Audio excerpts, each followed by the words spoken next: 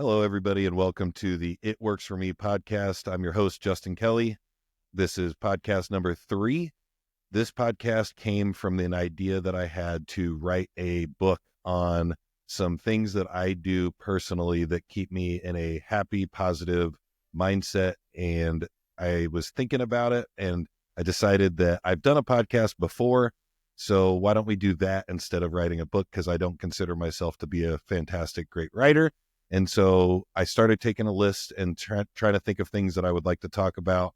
And I also started kind of looking around for guests, looking for people that I think would fit some of these topics and be able to contribute their things that work for them. And one of the guests that I have today is somebody that's very close to me.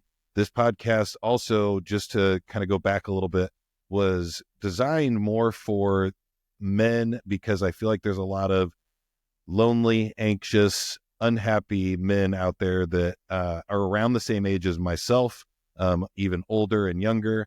And I really thought that this podcast would kind of be more directed towards them, but also at the same time, I think that a lot of the things that we're going to talk about in this podcast in upcoming episodes and past episodes can resonate with people, whether or not you're a man, woman, different races, those kinds of things.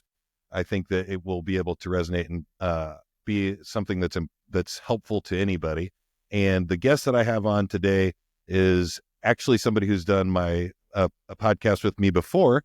She's my mother, and she does not fit the male demographic, but my mother, Robin, is somebody that I have learned a ton about when it comes to being passionate about hobbies. And today's episode is completely focused on having a hobby, what it means to you, what it means to be passionate about a hobby, and why that, I believe, is something that's important for everybody to have to contribute to their mental health and their personal well-being. It could also help with their productivity and things like that.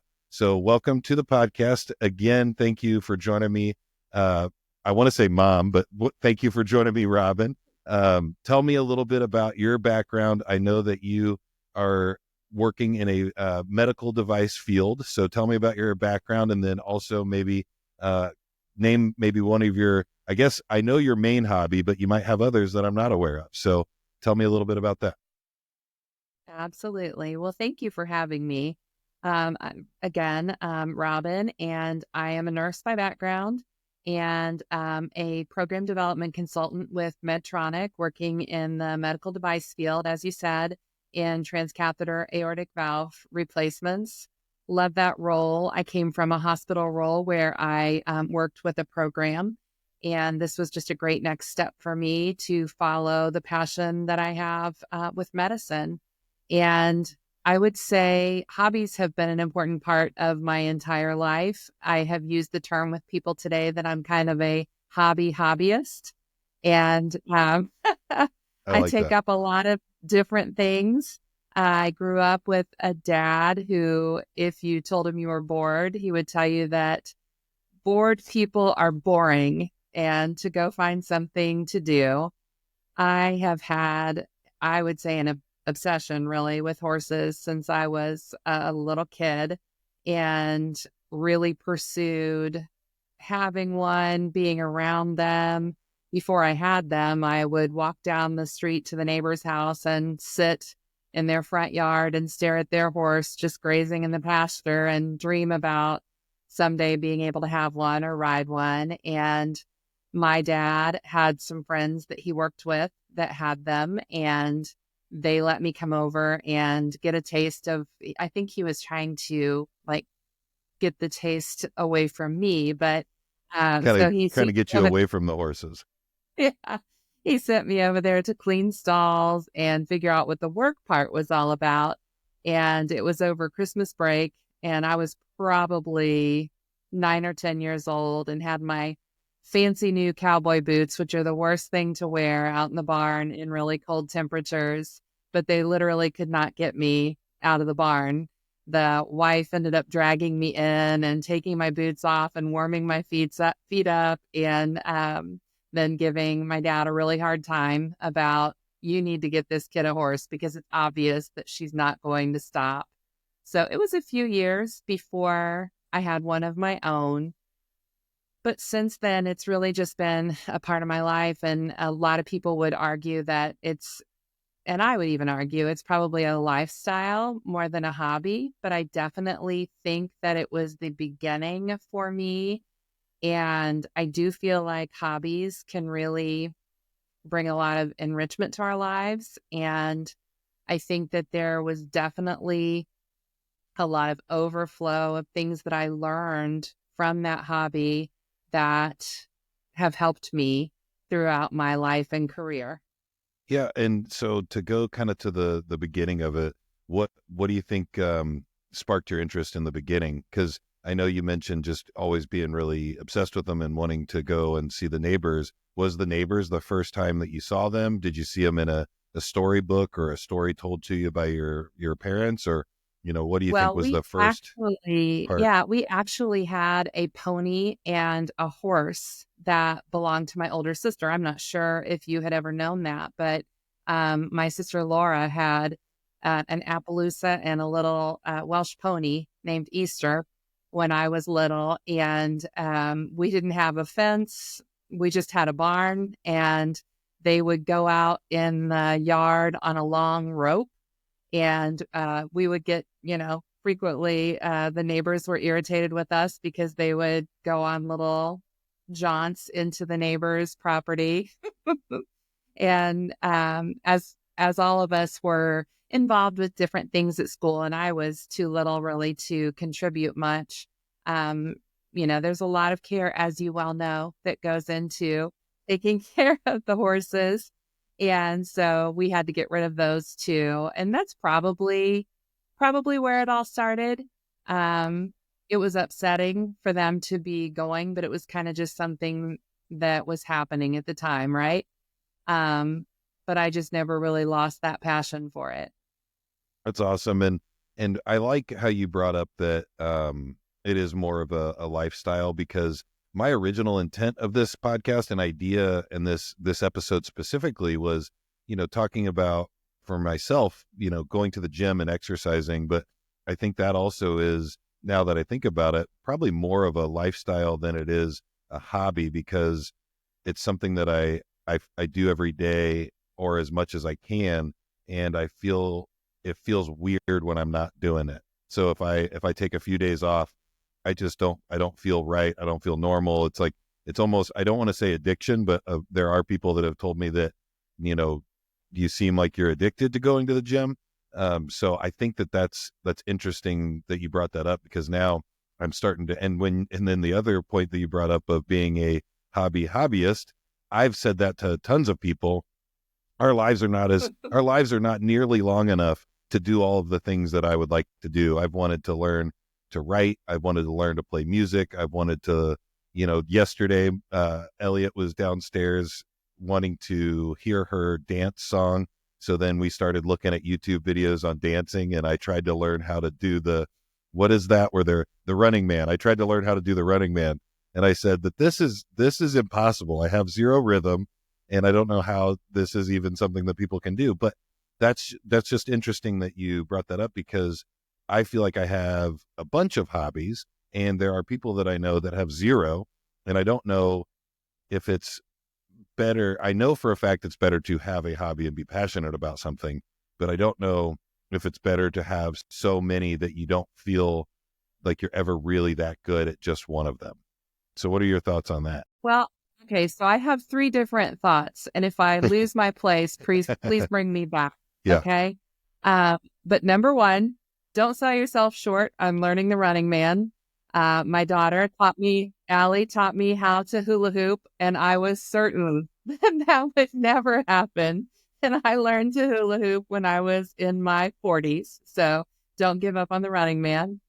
And yeah, I knew I would lose my place. Oh, the writing. Um, you need an editor. You have a lot of thoughts in your head. There's nothing wrong with your writing. Your writing is fantastic. You just need to keep going and maybe need somebody to put a few periods and commas in there, and Yeah. still be all set. You've got That's what some great AI is ideas. for now. True. True. Um, And then on the lifestyle thing and the addiction to these things, I go back to really thinking about what it brings to our lives to have these things that we look forward to doing. And I meet so many people who, when I talk about the things that I do outside of work, they say, "Oh my gosh, I can't, I don't know how you find the time to do that. I don't have time to do those things." And I would argue that we spend a lot of time, and this is not a dig to other people. This is just how I look at it for myself, because I've even given that excuse to myself about working out or doing some of the things that would be good for me. I will tell myself I don't have time, but I always find that when I decide that I'm going to do it and set the time aside, that I get it done and I am much more fulfilled. I look at things like watching TV, which is sometimes what I would be doing in some spare time to relax. And sometimes we all get sucked into binge watching a show or something like that. And I kind of look at that as white noise. My brain literally turns off and I'm just absorbing content, even if it's enjoyable. I mean, we enjoy TV and movies, we all enjoy talking about it and experiencing that. But when I enjoy time with the horses, or I do exercise, or I love knitting I know those are weird things. That's a big range. No, that's good. The boring to the exciting, I guess. Yep. But when I do those things, my mind is working while I'm doing them. I'm thinking about something that's going on at work, or I'm working through something that's been on my mind for a long time, rather than just disengaging and settling into the white noise. Yeah, I completely resonate with that. And one of the points that I wanted to make just from hearing your response was it seems to be a prevailing theme throughout the first 3 episodes and again, not trying to put a dig at anybody, but time and people making the excuse about time. With the first podcast and talking about you look good, you play good, you feel good, that kind of thing with Colin Taylor. And then also the podcast with Jason and Patrick and John talking about having friends in your life, a solid friend group that makes fun of each other and gives each other crap here and there, but in a positive way. It's not to be mean or bully each other, but it's to kind of, we wouldn't be making fun of each other and saying these jokes if we didn't have a positive intent behind them.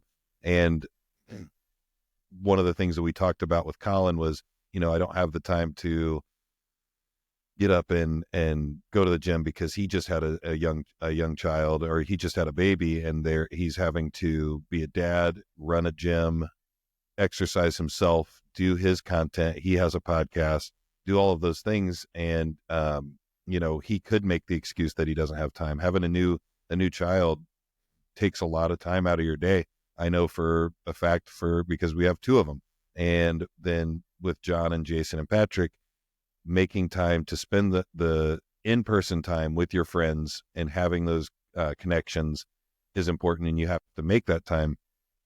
And it's just funny that you brought up your hobbies and having time to do them, people making the excuse saying, outside of work, I don't have the time to do those things. Again, back to what you said, you have to make that time. You have to make the time and commit to that time. And, specifically to be a better friend today, John invited me to go to a euchre tournament at his Mason Lodge. And I wanted to say, I don't have the time to do that, but to be a better friend and commit to the things. And again, this podcast is a hobby that I hope turns into more, but I committed during that podcast, I'm going to be a better friend and I'm going to make the time to see my friends, even if it's not convenient or doesn't feel like the thing that I specifically want to do that moment. It's important to live up to those commitments and make that time and follow through. So I'm glad that you brought that up. Another thing that I was curious about is with my hobby in the gym and even golf, those sometimes don't bring me happiness. I'm not happy every time I go to the gym. I'm not happy every time I play golf, because of either not being successful or shanking one into the woods, or, not hitting the weight that I wanted to hit on a certain lift or something like that. Is there times that you're doing your hobby and you do kind of question yourself and ask, why am I doing this? What is it that is the reason for this? And is this bringing me the happiness that I thought it would be? Fun. And I would ask you, when you were trying to learn how to do the Running Man, how much did you laugh? So much.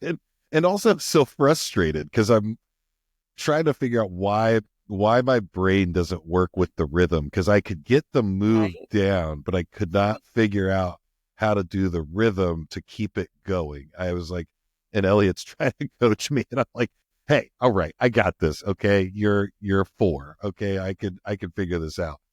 And it was just, No, that was I really think funny. that, yeah, I think that keeping a sense of humor and also not getting caught up in the way the world works and the framework that we live in all the time, I have to constantly remind myself that I don't have to be great at something to enjoy it and for it to bring me joy. And I have to step back sometimes, because often when I'm not enjoying myself, I just had this conversation with someone yesterday, that, there are times that I get on to ride one of the horses and I think I have been doing this for a really long time. And you would think I would be better at it, when I'm just not getting the result that I'm looking for. And I have to step back, because that's something about horses. You know, whew, you can go in with a plan, and it's kind of like golf, really. The experience that I've had, with the limited times that I have golfed, you really have to get the day out of your head. If you go in to work with an animal with a tight agenda and, I'm going to achieve this in this amount of time, those days don't go well. And they really pick up on your emotions. And, you can go in with a plan, but you also have to go in with an open mind. And you may have thought you were going to ride for a half an hour or an hour. You achieve something really good in 5 or 10 minutes, and you need to quit, because seriously, you need to quit and step away, let them kind of work through what they just learned, and vice versa. If it's a bad day, you don't. And I, believe me, I have worked 2 hours in, Mhm. and really that was not a good thing. But yeah, and the other thing I would say is I love the thought you mentioned, curiosity.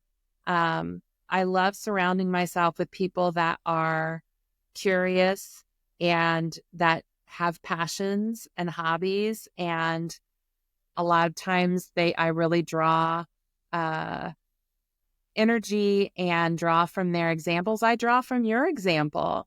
I saw something the other day that said, you get up and go to work at a certain time every day to support a company, but you can't get up at 5 a.m. to support something that you're passionate about or you love for yourself. And so I look at the things that you're pursuing and that you do, and that gives me drive. I have a lot of friends who have different hobbies, and when we get together and talk about the things that we're doing, and I hear about them, getting up at 5 in the morning before they go to work so they can do X, Y, and Z. And that helps to drive me to set that time aside. Yeah, that is a great segue to talking about what we talked about before and in other episodes so far, and surrounding yourself with people that do the things that you would like to do, or not even doing the same thing, but just like you said, giving you that energy and that drive to do those things. Because if you surround yourself with people that aren't doing those things, then it's just kind of sitting around talking about work the whole time, which nobody, I mean, you've spent all that Or time the at work. last show you watched. Yeah, or the last show you watch. But that's an interesting thing. And, somebody specifically is my friend Patrick, who does jujitsu. What a ridiculous thing to think about when I am complaining about going to the gym. I'm going to the gym and I'm going to go exercise, and it might be hard and difficult, but it's not going to a place where there's a bunch of people trained to choke you out You're not every going to get five your ass minutes. kicked. Yeah. I'm not getting my butt kicked every single day, by people that are either smaller, bigger, same size. Like, it's just crazy to kind of think about that. And he does that as a hobby, but again, it's a passion. He travels, he plans his vacations around tournaments. So him, his wife, and his little one will go on vacation somewhere. And during that time on the vacation, there will be a couple of days that he does his jujitsu tournament. So it's like kind That of a is a win. fun fact that I never would have guessed It's kind of a about win. Patrick. Yeah, it's a win-win for everybody, because he's able to they're able to travel, see new places, and do interesting things, but at the same time he's able to still pursue his passion. So I think that's an important thing, is being able to, again, what we've talked about is making time to do it. And then another thing that I wanted to talk about was, how has the hobbies or the things that you're into influenced like your professional life? So for me specifically, doing this podcast has this podcast, and then the other one that I did previously, makes me very comfortable on Zoom, makes me very comfortable talking to large groups of people, or even talking to people one-on-one, either via Zoom or in person, because I've just done it so many times that it just feels very comfortable to ask people questions, to listen to their answers, to kind of guide the conversation in a way that I would like to, hopefully it would go in the way I want it to go. Specifically, I had a job shadow experience where I was just kind of following some people around. And, one of the things that I kind of noticed about myself during that time was, I felt like I was asking insightful questions. I felt like I was asking people I was asking questions about the person themselves. And, one of the unique things that I've read about and learned about is that people do like to talk about themselves, even if that's not something that they consciously think about. When you're asking somebody about what they're into and what they do, it gives them kind of a chemical rush in their brain of, dopamine. And it's one of those things that people feel happy about. So I feel like doing this podcast, exercising, is another thing that I think helps in a professional aspect, because if I typically I do it in the morning, but it's not always going to be in the morning. But when you wake up and do something difficult first thing in the morning, the rest of your day seems to be pretty easy. And so that's one of the reasons I like to do my exercise and my workout in the morning. So that, I think that's another way that it's helped me professionally, because, if I've done something difficult in the morning, having a tough conversation with somebody later in the day isn't as bad, because I've already done something difficult. So for you, what do you think with any of those three things that you mentioned, or anything else that you've gotten into? How do you think that's impacted your professional life? Well, I believe that there are many things. I think that the hobby of horses definitely impacted me in being comfortable with doing things that are really difficult, right? Like really tackling things that are difficult and having the confidence to follow through with it. Um, Learning patience, because you cannot force it. You can't force anything. And also, I think subtle communication. This, I know I'm probably getting a little deep, but No, that's good. there's horses pick up on emotions at a very they have a pretty large perimeter that they pick up on your energy. And a lot of the things that I have learned from doing work with them has really impacted me in the way that I communicate with people and handle things with people, and kind of looking for those the subtle communication and nonverbal communication, I think, and learning to be persistent and appreciate the small wins. Do you think people have not do you think people have do people so you're saying with the picking up on subtle cues, Is that something, again, that what are some like examples, I think, that you could maybe mention that you may have noticed or learned from doing your hobby, and then also maybe applied it in a personal interpersonal setting, Uh-huh. if you have one? You don't. I know that's No, probably a tough no, question. no, it's a really good question. I definitely think in working with when you're working in a situation where you're trying to teach someone a new skill, or you're trying to um, maybe show them a product that they're not comfortable with. I think being comfortable with not pushing and being patient and paying attention to subtle clues and asking questions rather than, just going in really boldly, which is that's kind of my thing. I'm bold, and sometimes I have a lot to say. And so having some of those lessons that sometimes, it's better to maybe think things through a little bit more, be comfortable with silence and waiting. I think all of those things have really impacted the way I deal with people, whether it's in the work that I'm doing right now, or, the work I've done as a nurse leading up to the role that I'm in now. I think all of those things have impacted me. Mhm.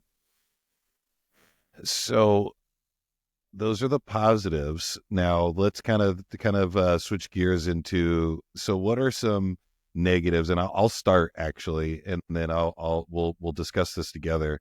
But maintaining those hobbies, maintaining the time for them. I know time has been a big topic of discussion throughout this podcast, but when it comes to my hobby of, let's just stick with just the gym for now. Um, it's difficult sometimes for me to plan my day around it, and or vacations and things like that. So it kind of becomes a little bit of a challenge for family and friends and things of that nature. So for me, I try to plan it with the least amount of effect it's going to have on everybody else. So that's why I try to do it in the morning. I try to do it at lunchtime. If I can't get in the morning, I try to do it during the middle of the day at lunch, or after my girls are in bed, so that I don't negatively affect the other people in my life. Vacation. Whenever we're planning a vacation, I try to find places that I know I can go exercise. I try to do it as before everybody gets up. I try to make sure that I'm not getting in the middle of the day. I'm not, impeding people's plans by doing it. But there are times that it has caused, for Jen and I, stress, because maybe I don't get to go until 4 o'clock. It goes a little longer. I'm not getting home till 5:30 or 6. That time is really tough because Jen's trying to get dinner ready. And if I'm not at home during that time, that's a struggle because the girls are looking for her attention. And typically the normal process is I'm home, I'm keeping their attention and I'm playing with them, doing something while she's getting dinner ready. And so it kind of creates kind of a little bit of a challenge. And for me, the only way I've kind of figured out how to reduce that is by doing it outside of those times. It can affect everybody. What kind of challenges have you kind of faced? And I know horses is a big thing. I know that just because you're my mom, I grew up with you. It's an expensive thing. It's a lot of work taking care of them. What are kind of some of the challenges that you face, and how do you think you've overcome them as best you can? Well, I would say pretty much all of the things that you have listed. I'm sure at times you have fought feelings of feeling a little selfish for the things that you do. I think that it's difficult sometimes with the personality and the drive to do all of these things and be curious and pursue all of these things can really put stress on you as an individual, the people around you. And I have had different times in my life, like you, when my kids were younger and in school, there were times that I was out in the barn at, 7, 8, 9 o'clock at night when everybody was in bed and, doing those chores and spending that time, or trying to get it done when, everybody's at school or, fitting it in where I can.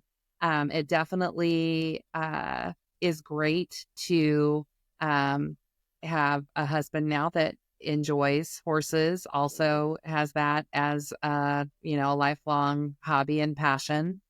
So having that in common can really be helpful. But I think we know, or I know at least, that that's something that I need, having those passions and the connections that I do. It's kind of how I draw energy. And I feel like bring energy and different things to talk about and share in my relationship, and have just kind of had to learn to balance building time into, or finding that time to enjoy those things, and building it into, a lot of times our vacations are trail riding trips and that kind of thing. So I think, you wrestle with it, and you wrestle with, again, the same kind of thing when you have conversations with people.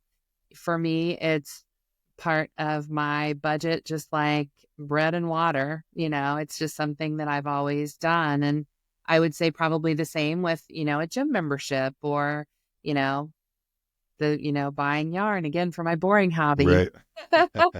And do you think that people that are listening, do you think that even if their partner, significant other folks around in their life, if they don't share that hobby, can they still kind of, I guess, get along with that? Well, I guess, what advice would you give if somebody didn't have the same hobby, or have the same interest as you? How would you go about still pursuing it without feeling like you're causing them stress, or causing them negative feelings, I guess? I think the same thing that you were just talking about. I think it takes communication. I think making space for the needs of the other person, being conscious of that, and just kind of balancing. I like to keep guilt out of it. I feel like I used to be driven and guided by a lot of guilt, and I don't ever want to do that again. So I think just being aware of the other person's feelings and needs, and making space for them, and, them being reasonable about the things that you want to do, and finding those times that you can do it and still support the other people in your life. Yeah. And, that's the other thing is, as I've grown and matured and had kids, I've talked about this a bunch on this podcast, and just with friends in general. We had a sick child last week, and I had a lot of other things going on. I missed a couple of the days that I normally would go to the gym and do what I normally do. And yeah, it was frustrating, and it kind of negatively affected me mentally, but also at the same time, I was happy to do it because my daughter was sick. So I want to make sure she's getting taken to the doctor, even though it was a nightmare of a day, getting her to the doctor, getting her medicine, doing all the things that we had to do. I was happy to do it. So I think, like we've already talked about, is making that time to do your hobbies, but also it's not going to be the end of the world if you miss out on a little bit of it to take care of the other people in your family. Well, and that's something that Rob often reminds me of, is that it is my hobby and not my job. That's true. I need somebody to give me that perspective every That's once in funny. a while. I like that. Because, yeah, you have to remember that, because I, like yourself, am very intense about the things that I get involved with. And again, remembering that you can love it and do it, even if you're not great at it, and you are not getting paid for it. So if you miss a day or two, you can always get right back at it. So that perspective, and giving yourself grace, and the people in your life the same grace that you hope that they give to you. Right. That's really important, because I think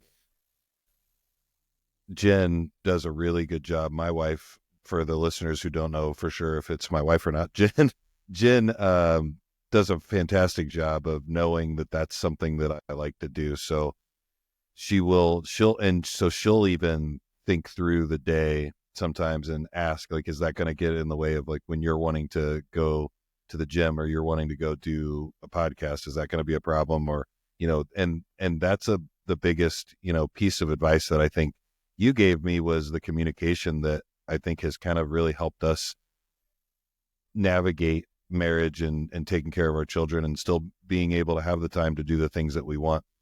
So the last kind of negative question that I have when it comes to hobbies is, what are your thoughts if you feel like we kind of touched on this with the last podcast with John, Patrick, and Jason. If somebody you feel like doesn't really have a hobby, if they're your significant other, what is your kind of advice? Would you just kind of let them do their thing? Would you ask to talk about it? Would you feel like you're being pushy by trying to tell them, like, oh, you should do something. You should pick up knitting. You should pick up, I would say something of that don't ever nature. should on anybody. Don't what? Don't should on Okay, anybody. that's true. That's good. I think that having conversations, I think it's been interesting to me over time. I have some amazing friends who do not have a hobby, or at least would say that they don't have a Mm-hmm. hobby. And my advice to the world, because I think a lot of times it's that whole thought of, well, when the kids get old enough and they have their own thing, then I know I can pick something up then, or all of these things. And I think just the knowledge that there may be a too late. Mm-hmm. I want to enjoy this and do these things now and not wait until later. Because number one, I don't want to, even if I'm not aware of it, harbor any resentment because, I held off on this and didn't enjoy these things. But also number two, I don't want to not have that experience because I keep telling myself tomorrow, tomorrow, tomorrow. And I think a lot of people get caught up in that.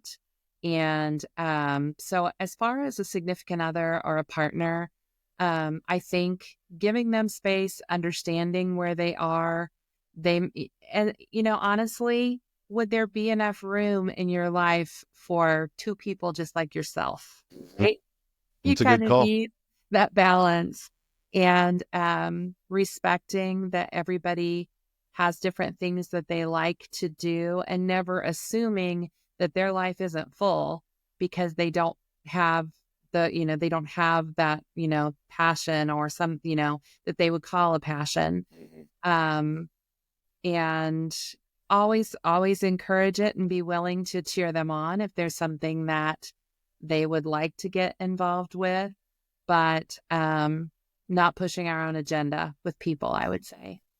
I like that. And again, this is the podcast. It works for me. So that's another thing that I wanted to get out there is, yeah, the gym's really important to me. It's a hobby and it's something that I'm very passionate about, but I'm also very passionate about sitting on the couch and watching Love is Blind season 5 with my wife.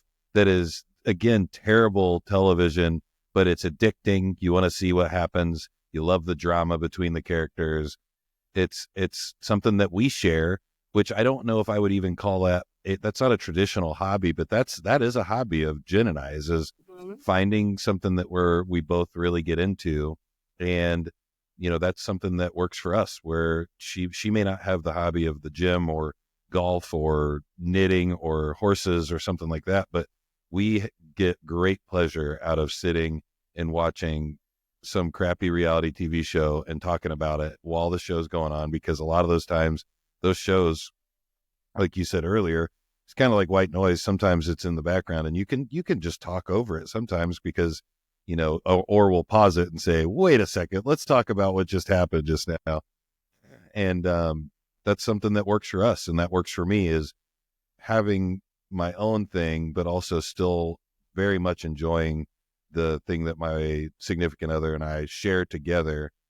Even if it's not, I guess not every hobby has to be self-improvement, growth, development, making yourself better or something like that. It could just be something that you enjoy having fun with somebody else. Absolutely. I think about, the books that we've read at the same time that we discuss, and, they're not all winners for both of us, but we've had a couple that have really hit. And I think that that's fun. And I love that you two enjoy that together. So I think that's a really good point. Mm-hmm. And so just to kind of, let's kind of get closer to the end here. I'm just looking through my notes while I'm thinking about this. Is there, let's see, what do you think? What is something that with the horses or knitting, I would actually like to lean more on knitting. What do you think it's done that has maybe taught you something unexpected about yourself or your capabilities? Oof. And if it's not, even if it's not knitting, you can do horses if that's easier. No. Honestly, it's another thing that was hard for me to learn to do. But it's another thing that, because I don't really love, I don't know if you know this about me, I'm not a big lover of sitting still. And so, Shocker. That's and completely crazy. I would never have guessed that. so I really enjoy knitting because it slows things down for me, and it's great thinking time for me, and I like seeing something that I have produced, and I also absolutely love giving something to someone that I have made. Yeah. Well, And Elliot still has her Nana blanket that she sleeps with every night.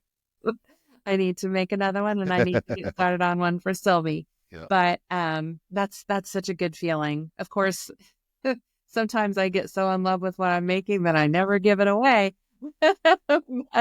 but I do love that. That's something. There's something about creating things that is very satisfying for me. Yeah, and for me, the hobby of the gym has taught me something unexpected that, I probably could have figured out by just reading or listening to other people talk about it, but you're never actually satisfied. So that's the thing that's kind of tough. And I think it's kind of what brings you back to it. That's what brings me back to golf. That's what brings me back to lifting weights and training, is that if you get strong and big, then you want to lose your weight and get lean and look, a little bit different. Or with golf, if you'll have a round where you don't hit a good shot the entire time, and then you're on the 17th or 18th hole and you hit a perfect shot, and then it's like that's what keeps me coming back. It's almost like I do think that I might have a slightly addictive personality because of those things. I do too. Because when you, and I'm sure with your horses and with the knitting and the things that you do, when you have something go perfectly well, it gives you that kind of rush that it's hard to say that you don't want to just keep trying to go back for it. So, Mhm. Well, and I would say on the flip side of that, if you mess it up, you can always back it up and start again, or, back it up, beyond that mistake and start again. And, that's putting a lot of weight on knitting, but I really do think that, that really is a good lesson and, a great part of it. what is a hobby that you've always wanted to try, but you never have? And Well, now I took a class, and apparently I really love expensive hobbies, but I have always wanted to sail. Always wanted, wow, yeah, I've always wanted a sailboat and have always wanted to sail. So took a class, probably 2 summers ago, with Allie, and we totally enjoyed it. And that is definitely one of those things, time and money. I already have an expensive hobby, And so I don't know if I'll ever get back to that. But that was really cool. That um, just the process of it is enough to learn. But then the class was taught by a really neat guy who, had been sailing for years. And when you start learning about the things that can happen on the water, it's like, Oh, yeah. I hadn't really thought about that. I mean, it's one thing to be sailing like in a lake or something like that. But he was teaching like everything, like the radio safety and, when you're out on open waters and that kind of thing. And so that was all a little bit scary and something that I think is probably a little bit more difficult. Again, sailing on a lake or something like that would definitely be doable. But that remains on my bucket list. Maybe that's one that, when Allie gets finished with school, you guys can do together, and maybe she can be the primary person and you can still kind of live it out and do it. I would love that. So one of the things that I always think about is what does my perfect day look like when it comes to my hobbies and the things that I like to do? And it's pretty simple. Actually, I didn't really talk about any hobbies that I haven't tried that I would like to try and what might be stopping me from doing them. Honestly, I've tried everything that I've wanted to, like, essentially, I just want to get it out there that there are probably things that I've wanted to try that I didn't get into, but a lot of the times when something pops into my head that I want to try and I want to do, I go out and do it. Mm-hmm. Now, am I good at it? Probably not. For example, trying stand-up comedy, like that's again a tough thing that's very difficult, and it's very difficult to be good at. It takes hours upon hours and time and going up in front of people and doing it over and over and over. But I tried it. And so I guess I'm trying to think if there's something that I've wanted to do that I haven't tried. I would say hunting is actually something that I thought about wanting to do more recently. Let's do it. And that's just something. Ammo. Yeah. And that's just something that I've never done. And I feel like I maybe always make excuses for that. So that is something that I would probably write down that I would like to try to do. Lay at duck hunting on we. And we know that, my brother, Giancarlo, he's a hunter. He could probably show me the ropes. He's very, very smart and has been doing that for all of his life. So I think that's something that I would like to try to do and get out there and do. I think some of the things holding me back is I'd want my own equipment and gear, but that's just me wanting to go out and get my own thing. But yeah, that's something that I really haven't done. I mean, I did it as a kid, but I don't feel like I wasn't the hunter. I was just the dog going and chasing down the animals after they were shot. So yeah, I would say that that's something that I would like to try that I haven't done. But it's on my list, so we'll get out there and do it. And then to kind of wrap it up, what does your perfect day look like, and how do your hobbies play into it? Gosh. I would say I don't have a perfect day. Just today, I've been on the road for the last couple of weeks, quite a bit for work. And, I've got a new baby horse in the barn. And, when I walk in the door, I know it's not me that she's excited to see. She's excited of the potential of food. Yeah. But she's excited to see you. She nickers and whinnies and, just getting my hands on her and seeing her. And, while I work during the day, my office, the window, right to my side looks out onto the pasture where the horses are. So I can watch them play out there and run around. And that brings me a ton of joy. Getting out on so many things, getting out on a trail, just even riding them here in the indoor, just any contact that I can have with them always just brings me a lot of peace and contentment and happiness and pride in myself, because it's something that I have worked for my whole life. And Just the fact that I have built what I have and can enjoy the things that I love and, have a wonderful group of kids. I mean, I That's couldn't be happier. So, that's awesome. I would say perfect day if we're trying to involve the hobbies, mine would be pretty easy. I would be able to get up at not the butt crack of dawn, but I'd be able to get up in the morning, do my exercise, then a couple hours later or an hour later, I would have a tea time for golf with my friends. Then we would come home, probably have like an early dinner, spend some time with the kids and the family, and then have an evening of playing video games in the basement with my friend. So those are the three big hobbies that I participate in the most. And that would be kind of a pretty sweet day where I didn't really have any responsibilities and I could kind of take my time doing each one of those things. I think would be a pretty fabulous day. But again, when you have family, friends, life, work, all of those things, you have to kind of manufacture those times and those days, and they're almost, there's never going to be a specific perfect day. There's too many things going on at the same time to have a perfect day. and I would encourage everyone to, and I get, where you're going with this, but I would encourage everyone to let go of the idea of perfect and be really ready and open to enjoy those moments when that time happens. I think about taking Elliot on her first trail riding camping trip last fall and how meaningful that was to me. And everything isn't about horses, but a lot of that, sharing those hobbies and passions with the people that you love, is very meaningful. And, any of the time that I've been able to do that. But I also, think about us working out at the gym in Petoskey, Michigan, and, being able to enjoy the things that you love with you.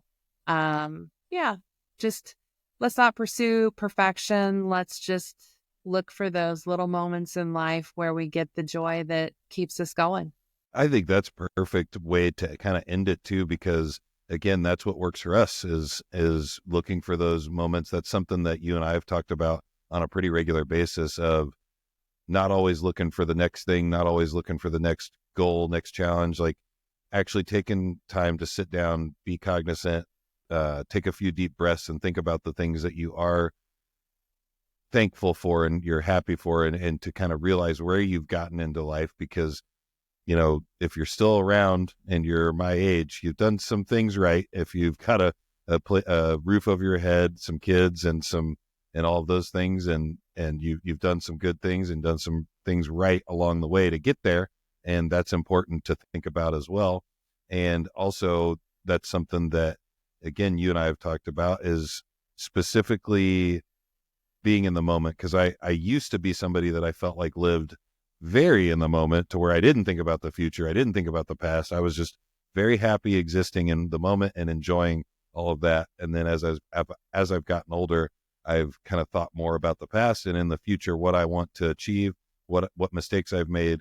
And I think it's very important to take that time to not think that everything has to be perfect right this second, and look for those meaningful moments in life.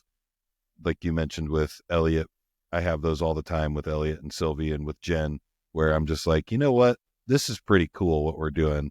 For example, just a small example is going to the Westfield Christmas thing that we went to this past year, and just driving the golf cart down there, walking around and just looking at everything and just seeing how Westfield's building itself and growing into a even bigger city and more welcoming city, and just, I don't know, just looking around and being like, this is pretty cool that we are able to do this, and we are able to provide these kind of memories for our kids, and then also enjoy these memories ourselves. So And I think seeing that it through their eyes, and also taking that time to realize, you did this, you built this. Yep.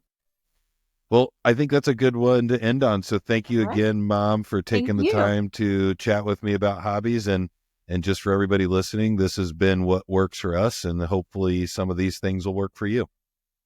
Thanks. Thank you.